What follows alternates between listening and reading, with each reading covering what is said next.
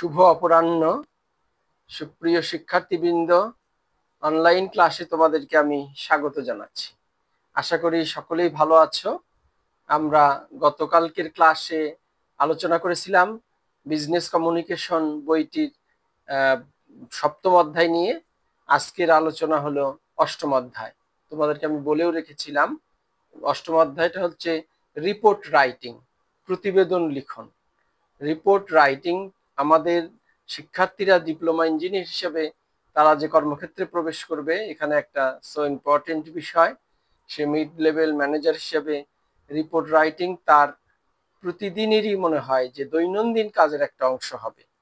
প্রতিবেদন অর্থাৎ রিপোর্ট, এটা রিপোর্ট শব্দটি ইংরেজি শব্দ, এটা ফরাসি রিপোর্টিস শব্দ থেকে এসেছে, যার বাংলা প্রতিশব্দ প্রতিবেদন। প্রতিবেদন হলো তোমাদের হচ্ছে giving a statement about something. কোনো কিছু সম্বন্ধে একটা স্টেটমেন্ট তৈরি করে তার যথার্থভাবে পরিবেশন করাই হচ্ছে প্রতিবেদন, ইংলিশে যেটাকে বলা হয় রিপোর্ট। একটা আদর্শ বা উত্তম রিপোর্ট, যেটা একটা এসেনশিয়াল যে একটা গুড রিপোর্টসের যে এসেনশিয়াল দিকগুলো, সেটা কি কি হতে পারে। রিপোর্ট লেখার ক্ষেত্রে আমরা বা রিপোর্ট পরিবেশনের ক্ষেত্রে সহজ উপস্থাপন। পত্রিকা চ্যানেলগুলো তোমরা যে দেখো বা সংবাদ চ্যানেলগুলো, সেগুলো দেখবে যে রিপোর্ট পরিবেশন কিন্তু সবার সমমানের হয় না। অনেকে খুব সহজভাবেই পরিবেশন করে, অনেকে দেখা যায় পরিবেশনই জিনিসটা জটিল করে ফেলে। তাহলে ইজি প্রেজেন্টেশন একটা বড় বিষয়। আর একটা কি, নিরপেক্ষতা, ইম্পার্শিয়ালিটি থাকতে হবে। পার্শিয়ালিটি থাকলে হবে না, নিরপেক্ষতা থাকতে হবে রিপোর্টে। রিপোর্ট হবে সহজ সরল ভাষা, সহজ সরল ভাষা ব্যবহার করতে হবে রিপোর্টে। তারপরে কি থাকবে, সংক্ষিপ্ততা থাকবে। একটা রিপোর্ট খুব দীর্ঘ হলে সেটা অনেকের কাছে কি হবে, খুবই বোর হয়ে যাবে জিনিসটা। সম্পূর্ণতা, ফিনিশিং থাকবে। রিপোর্ট যেন আমরা শুনলে বা দেখলে বা পড়লে এর পূর্ণাঙ্গ তথ্যটা পেয়ে যাই। বক্তব্যের সুস্পষ্টতা থাকতে হবে। ঘটনার একটা ধারাবাহিক উপস্থাপন থাকতে হবে, যে আমরা সিকুয়েন্সিয়াল রিপ্রেজেন্টেশন যেটা বা প্রেজেন্টেশন, এটা যেন ছেদ না হয়। তারপর বা কি করা যায়, প্যারা বা অনুচ্ছেদ ব্যবহার করা যেতে পারে, যে একটা অংশ শেষ করে মনে হচ্ছে নতুন করে আর একটা অংশ শুরু করব, তখন একটা প্যারা হতে পারে। এটা সারাংশ আকারে আর উপসংহার সংযোজন করতে হবে। রিপোর্ট রচনার তারিখ দিতে হবে। তারপরে এটা মুদ্রণের প্রিন্টিং করতে হবে, যেহেতু আধুনিক সিস্টেমে আমরা হাতে লেখা তো আর আমরা টাইপ করে এটাকে প্রিন্টিং আকারে, একটা হার্ড কপি থাকবে, সফট কপি যাবে। যে প্রতিবেদন তৈরি করবে প্রতিবেদক, তার পরিচিতি এবং স্বাক্ষর থাকবে প্রতিবেদন। তাহলে এই বিষয়গুলো একটা বড় বিষয়, একটা আদর্শ প্রতিবেদনের বিষয়গুলো খেয়াল রাখতে হবে। আর প্রতিবেদন প্রণয়নের সময় আমরা কিছু বিষয় বা কিছু উপাদানের দিকে খেয়াল রাখবো, যে কি কি বিষয়ের উপর আমরা দেখব। ওগুলো হলো আদর্শ প্রতিবেদনের এই এই পদ্ধতিগুলো। আর এটা হলো উপাদানগুলো। উপাদান কি, উদ্দেশ্যের পরিস্ফুটন। আমরা যে উদ্দেশ্যে রিপোর্টটা তৈরি করেছি সেটা যেন ফুটে ওঠে আমাদের প্রতিবেদনে। সুনির্দিষ্ট কাঠামো অনুসরণ। প্রতিবেদনে কিন্তু কাঠামো রয়েছে। আমরা কারিগরি এই সেক্টরের প্রতিবেদন কিন্তু আলাদা হবে। তোমরা ইঞ্জিনিয়ার হিসেবে যে প্রতিবেদন করবে কোনো প্রকল্পের, প্রথমে ফিজিবিলিটি, তার প্রাথমিক অবস্থা, এটা একটা রিপোর্ট হবে। প্রকল্প চলাকালীন অন্তর্বর্তীকালীন একটা রিপোর্ট হবে। প্রকল্প শেষ হলে তার ফিনিশিং রিপোর্ট। এ ধরনের ৩-৪ ধরনের রিপোর্ট তোমার প্রেরণ হবে। কাজে কারিগরি রিপোর্ট আলাদা, সংবাদপত্রের রিপোর্টের সিস্টেম আলাদা, বা একটু সাধারণ কোনো বিষয় তদন্ত করলে, তোমার অফিসেই ধরো কোনো একটা দুর্ঘটনা হয়েছে বা কোনো একটা সমস্যা হয়েছে, সেটা তোমার ঊর্ধ্বতন কর্তৃপক্ষ তদন্তের দায়িত্ব তোমাকে দিয়েছে, এটাও কিন্তু তোমাকে একটা রিপোর্ট পেশ করতে হবে। এটাকে বলা হচ্ছে তদন্ত রিপোর্ট। যেটা থানাতে যারা এসআই, পুলিশ অফিসার, তারা কিন্তু প্রতিনিয়তই ওই কাজটাই করে, তদন্ত রিপোর্ট পেশ করে। তুমি যেহেতু ইঞ্জিনিয়ার, তোমার প্রতিবেদন হবে কারিগরি প্রতিবেদন, টেকনিক্যাল রিপোর্ট। এখানে বক্তব্যের বাস্তবতা থাকবে। তুমি যা বলতে চাচ্ছ তা স্পষ্টীকরণ, অবাস্তব কিছু বলার দরকার নেই। অতিরঞ্জিতেরও কিছু দরকার নেই, কারণ রিপোর্ট এমন নয় যে সেটা একটা সাহিত্য সম্ভার তুমি খালি বাড়িয়ে চললে। পূর্ব পরিকল্পনা থাকবে যে এই রিপোর্ট করার আগে তোমার একটা প্ল্যান করে নিতে হবে যে আমি এই সিস্টেমে এটা প্লেস করব, এবং যতদূর সম্ভব সংক্ষিপ্ততা থাকবে, তার সঙ্গে পূর্ণতা থাকবে। সংক্ষিপ্ত হবে, পূর্ণ হবে, যুক্তিযুক্ত হবে এবং নির্ভুল উপস্থাপন হবে। তোমার নিরপেক্ষতা থাকবে, নিরপেক্ষতা একটা ইম্পর্টেন্ট বিষয়। তারপরে তোমার নির্ভরতা থাকবে, যে এই রিপোর্টের উপর জন্য নির্ভর করা যায় যে না, এটার উপরই একটা সিদ্ধান্ত নিতে পারবেন ঊর্ধ্বতন কর্তৃপক্ষ। এবং সময়ানুগ হবে, সময় উপযোগী হবে, বা সময় কে মেনটেন করবে। আবেগ নিয়ন্ত্রণ করতে হবে, রিপোর্ট যিনি প্রণয়ন করবেন সে আবেগ প্রবণ হলে তার রিপোর্টে ভুল তথ্য আসবে। সহজবোধ্যতা, রিপোর্ট খুব ইজি, বাংলায় হোক আর ইংলিশেই হোক, ভাষা সহজ সরল করতে হবে। সঠিক শিরোনাম, শিরোনাম দেখলেই যেন রিপোর্টের ভিতরে কি আছে আমরা নির্যাসটা পেয়ে যাই। এগুলো হচ্ছে রিপোর্ট প্রণয়নের সময় এই বিবেচ্য বিষয়গুলো আমাদের খেয়াল রাখতে হবে। এখন আমরা যে বিষয়টা, যদি কারিগরি বিষয়টা আমরা বলছি, যে কারিগরি এই রিপোর্ট একটা বড় বিষয় আমাদের। কারিগরি রিপোর্ট নিয়ে আমাদের কাজ করতে হবে।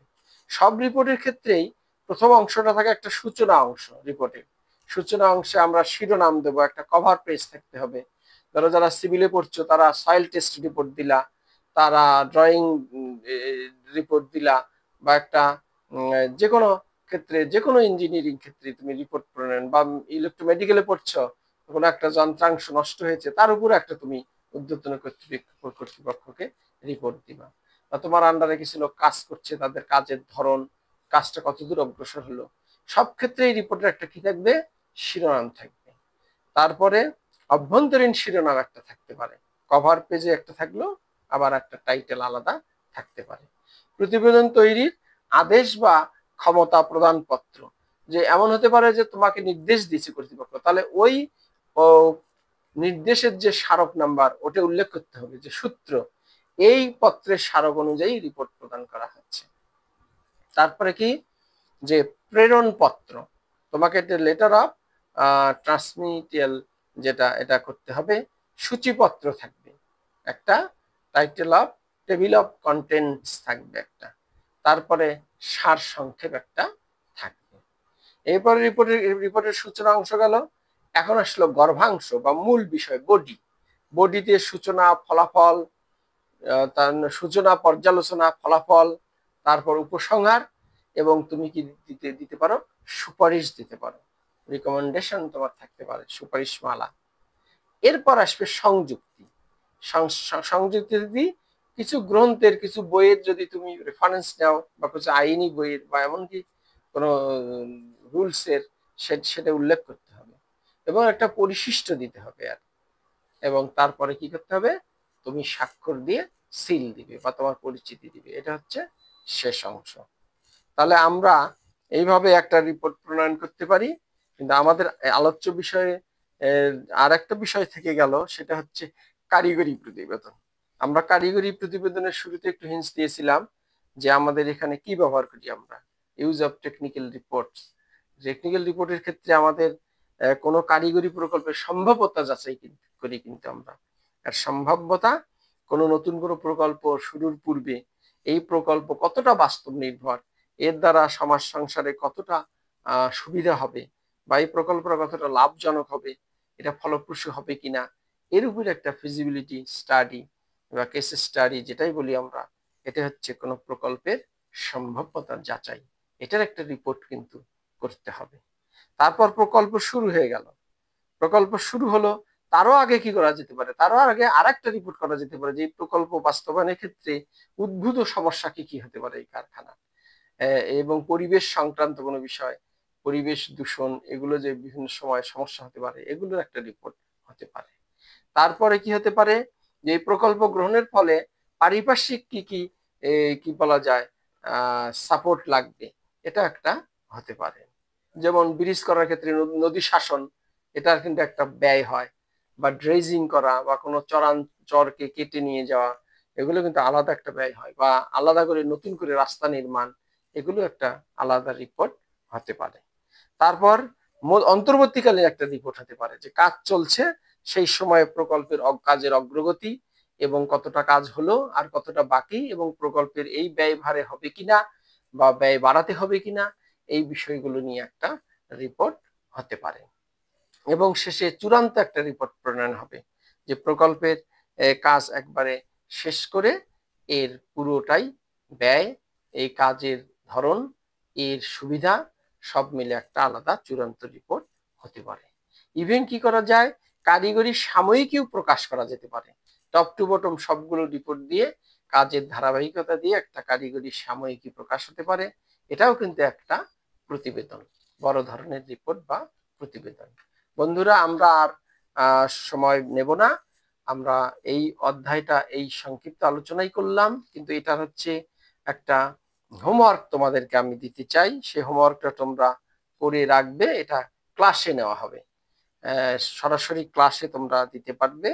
সেটা হচ্ছে যে তোমার অফিসে তোমার অধীনস্থ দুজন কর্মচারীর মধ্যে বাক বিতণ্ডা হয়েছে। তাদের এই এই বাকবিতণ্ডা বা এই বিষয়টার উপর তোমার একটা তদন্ত ভার হয়েছে, যে তাদের ভিতর যে একটা ঝগড়া বা বাকবিতণ্ডা হলো, এটা কেন হলো এবং কি করে হলো এবং এটার সমাধানের উপায়, এটার উপর তুমি একটি রিপোর্ট প্রণয়ন করো। এটা একটা সাধারণ রিপোর্ট। আর একটা কারিগরি রিপোর্ট তোমাকে দেওয়া যেতে পারে, যে কারিগরি রিপোর্ট কেমন হতে পারে, যে আমাদের প্রতিষ্ঠানে ধরো যে রোভার্ট স্কাউটের একটি ভবন হচ্ছে দিনাজপুর পলিটেকনিক ইনস্টিটিউটে, সেই ভবনটির নির্মাণ কাজ এখন চলছে। তাহলে এই রিপোর্টটা হবে অন্তর্বর্তী রিপোর্ট। এর উপরে তুমি একটি অন্তর্বর্তী রিপোর্ট পেশ করো অধ্যক্ষ মহোদয় বরাবরে, এটা কাজের অগ্রগতি, কতটা কাজ হয়েছে, কি পর্যায়ে আছে এবং আর কি পরিমাণ কাজ হওয়া দরকার, একটা অন্তর্বর্তী রিপোর্ট। তাহলে দুইটি হোমওয়ার্ক থাকলো, একটি হচ্ছে তোমার অফিসে তুমি জব করো, সেখানে দুজন সহকর্মীর মধ্যে বাকবিতণ্ডা হয়েছে, সেটার একটা তদন্ত রিপোর্ট। আর একটা কারিগরি রিপোর্ট, দিনাজপুর পলিটেকনিক ইনস্টিটিউটের রোভার্ট স্কাউট ভবন নির্মিত হচ্ছে, সেই ভবনের নির্মাণ কাজের অন্তর্বর্তীকালীন রিপোর্ট। ধন্যবাদ সবাইকে, তোমরা ভালো থাকো। আগামী সেশনে আমরা নবম অধ্যায় নিয়ে আলোচনা করব। ধন্যবাদ সবাইকে।